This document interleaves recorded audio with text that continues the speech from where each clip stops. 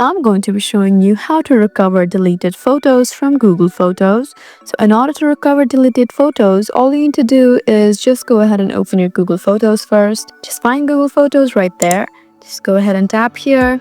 And now, in order to recover deleted photos, you just need to check the trash folder. So deleted photos and videos remain in the trash for 60 days unless they are permanently deleted or not backed up, in which case they are recoverable for 30 days. So if the photos are still in the trash, you can easily restore them to your library and albums. So just look at the bottom where you can find collections. Just go ahead and tap here and you should find all sorts of collections here. And right at the top, right next to favorites, you have the option of bin. Let's go ahead and tap on bin. This is your trash. And you should see something like this. So as you can see, I don't have any items here in the bin, but if you do, you just need to tap and hold the photo and you would find the option to restore immediately. And this way you successfully be able to restore deleted photos from Google Photos. So there you go.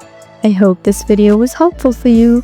Please leave us a like and drop us a comment down below, and we'll see you again in our next video.